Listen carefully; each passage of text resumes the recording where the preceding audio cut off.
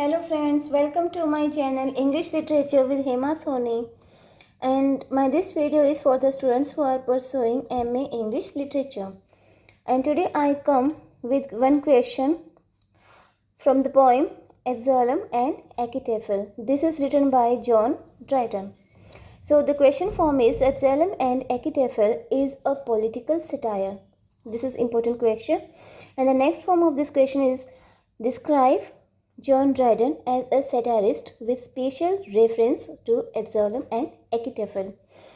So ये satirical poem है. Let's start. John Dryden was the greatest literary figure of the Restoration period. Restoration period का ये जो John Dryden है ये greatest literary figure था. He was a prolific वही successful writer having a many-sided genius. He was a poet, dramatist and literary critic. These are the lines about John Dryden. He was a poet, dramatist and a literary critic. He was the poet laureate of his age. He made remarkable contribution to the development of English language. In ancient time, he was called the master of satire. Ancient time में उसे क्या कहा जाता था? The master of satire. It can be used as a MCQ question. His satirical works are Absalom and Achitophel and Medal and McFlacken. तो ये इसकी और जो works हैं जो satirical works हैं. So according to Dryden, this is the quotation line.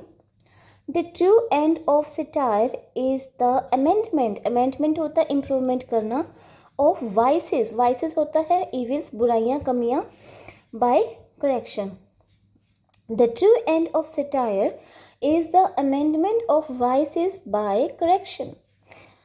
A good satirist is a critic whose aim is to reform or correct human weaknesses, vices or follies, and the weapon which he uses for his purpose is that of laughter.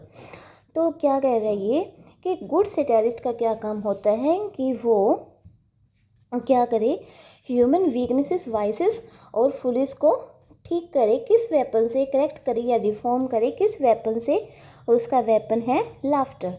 कि कुछ ऐसे कुछ ऐसे sentence use करे या words use करे जो किस चीज़ पर यूज़ करे, उसकी वीकनेस पे, उसके वाइसेस पे, जिससे कि लाफ्टर क्रिएट हो. तो इससे क्या है, उसकी कमियों को सुधारा जा सकता है. Sorry. He rarely attacks directly but closes his attacks in allegory, fable and mock heroic parody और burlesque.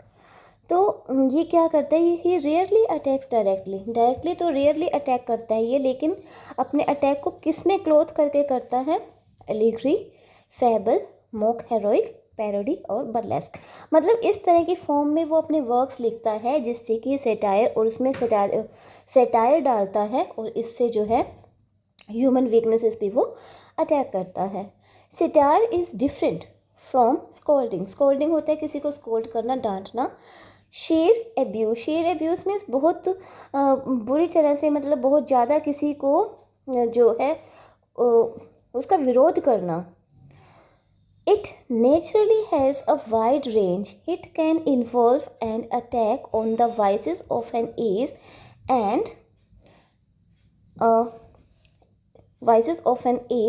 and it becomes clear that the meaning of satire are wit and humor. तो सटायर का main meaning क्या होता है, wit and humour. It naturally has a wide range. इसकी जो range है वो बहुत वाइड है. It can involve and attack on the vices of an age. तो ये किस चीज़ को इन्वॉल्व करती है और किस पर अटैक करती है, vices of an age. It becomes clear that the meaning of satire are wit and humour. तो मेन जो मीनिंग है सटायर का वो क्या होता है, wit and humour. So this is quotation line. Dr. David Brown remarks, they are positive as well as negative. They do not only decree means किसी की निंदा करना, falls but also recommend opposites. Absalom and Achitophel is one of the greatest satire in the limited modern sense in English language. तो ये जो है greatest वो है सेटायर है एक लिमिटेड मॉडर्न सेंस में, इंग्लिश लैंग्वेज में एक लिमिटेड मॉडर्न सेंस में ये ग्रेटेस्ट सेटायर है. It is a remarkable political satire. Its purpose here is to satire and ridicule some of the political personality like Absalom and Duke of Monmouth against the King David, Charles II and his brother Duke of York. तो ये क्या है? ये एक political satire है जिसमें इसका ये एक पॉलिटिकल सटायर है और उसमें कौन कौन सी पर्सनैलिटीज़ ने यूज़ की? एब्सैलम और उस duke of Monmouth against the king David के अगेंस्ट. ये जो किंग डेविड हैं ये एब्सैलम के फादर हैं, लेकिन ये एब्सैलम इसका जो है इलिजिटिमेट सन है. और ये स्टोरी जो है ये पैराडाइज लॉस्ट से ली गई है और ये किसकी तरह है? ये चार्ल्स सेकंड की एक स्टोरी थी उसके ही जैसी ये है. तो इसको हम बोलते हैं एलिग्री कि किसी और की स्टोरी से हमारी स्टोरी जो थोड़ा मैच करती है. The theme has been admirably tackled and the giving of any offence to the king has been skillfully avoided. The subject was essentially suited to the genius of Dryden, and the satirist appears at his best in this work. Dryden's satire stings, and this sting is located in the tail of the couplet. तो ये जो Dryden के satire हैं वो sting करते हैं और ये स्टिंग किस तरह से में मिलते हैं? कपलेट में. कपलेट मीन्स पोइटिक लाइन्स जो टू लाइन्स होती हैं. His couplets are terse. Terse means short. Epigrammatic means brief and to the point. And forceful. It is the end which is biting, as in biting या pungent means चुभना. तो ये quotation line है, ये couplet है. Stiff in opinions, always in wrong, was everything by starts and nothing long. ये couplet हैं. तो इन couplets के थ्रू जो है ड्राइडन ने सेटायर किया है. The couplet also illustrates Dryden's pungent wits. Dryden की तीखी विट्स जो है या चुभने वाली जो वर्ड्स हैं, तो ये इससे इलस्ट्रेशन मिलता है. इन कपलेट से इन चीज़ों का इलस्ट्रेशन मिलता है. ही often combines smoothness of words, lucidity means clear of style, and urbanity means refinement of manner. It is this combination, says Hughes Walker, which makes Dryden's satire so very remarkable. तो वो कहता है इन्हीं चीज़ों की वजह से जो ड्राइडन का जो सेटायर है बहुत ज़्यादा रिमार्केबल हो जाता है. His couplet is particularly suited to personal attacks. उसके जो कपलेट हैं वो पर्सनल अटैक पर सूट करते हैं. ड्राइडन्स आर्मरी मीन्स जहाँ पर हम अपने हथियार रखते हैं, मीन्स जहाँ पे हथियार रखे जाते हैं, शस्त्र. Dryden's armoury of satirical weapon is fully used in his portraiture of rebels. Portraiture of rebels means हमारा दुश्मन या एनिमी, और पोर्ट्रेचर मीन्स पिक्चराइज करना. तो ड्राइडन जो आर्मरी है ऑफ सैटारिकल वेपन की ये जो आर्मरी है इज़ फुली यूज्ड. किस में फुली यूज्ड होती है? In his portraiture of rebels. These satirical portraits are not the result of personal animosity means enmity, दुश्मनी, but a part of his general scheme. They are remarkable for the careful selection of details and for their moderation. Moderation means balance.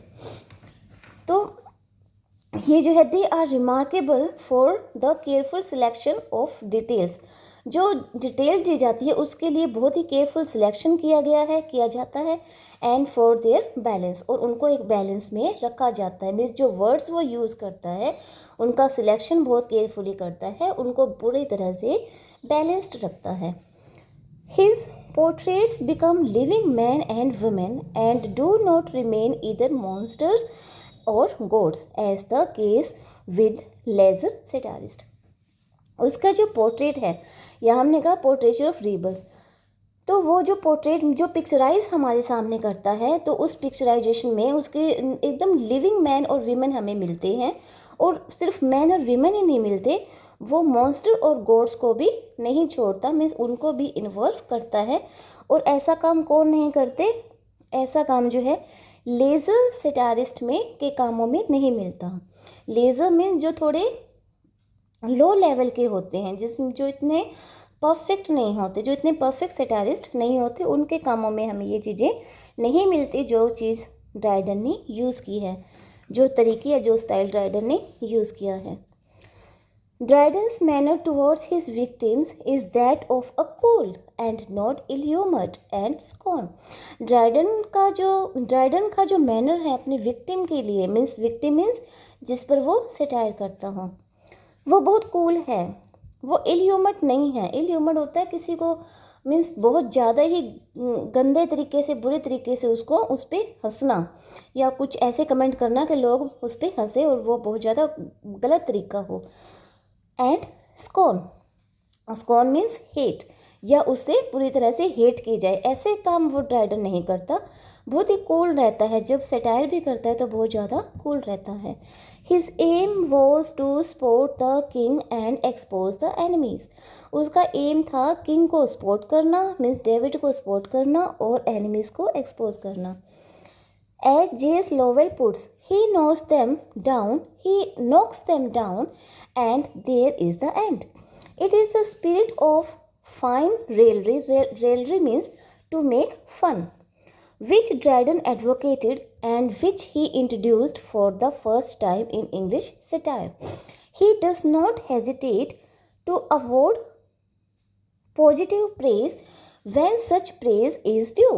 तो उसे hesitation नहीं होती अगर praise भी करने पड़े, जहाँ पर प्रेज़ ड्यू हो, मीन्स जहाँ पर प्रेज़ होने चाहिए, अगर वहाँ प्रेज़ भी वो करता है तो वो इस प्रेज़ करने में भी वो हेजिटेट नहीं होता, मीन्स प्रेज़ भी करता है और क्रिटिसाइज़ भी करता है, मीन्स जो कुछ गलत है तो उसको उस पर सटायर भी करता है। Thus he is ungrudging means without ill will, बिना किसी गलत इच्छा के।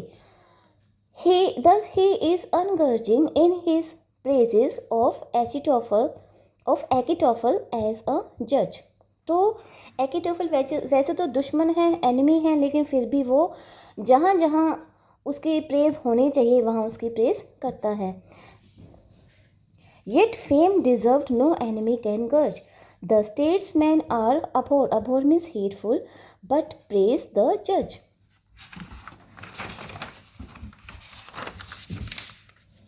Though Dryden has depicted Achitophel, the Earl of Shaftesbury, as a cunning schemer means जो स्कीमें बनाता हो दूसरों के अगेंस्ट, एंड एन इंट्रीगर का भी यही मीनिंग होता है, दूसरों के अगेंस्ट साजिशें करना, कॉन्स्पिरेसी करना। As in such lines, great wits are sure to madness near allied, and thin partition do their bounds divide.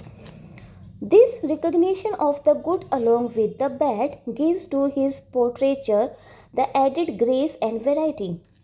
तो ये चीज़ जो है गुड और बैड की, ये इसके जो पोस्चर है, जो पिक्चराइज है इसके रिबल का, उसको क्या देती है, ग्रेस ऑफ वेराइटी देती है। शिमई shows Dryden's ability at the employment of the heroic couplet for anticlimax.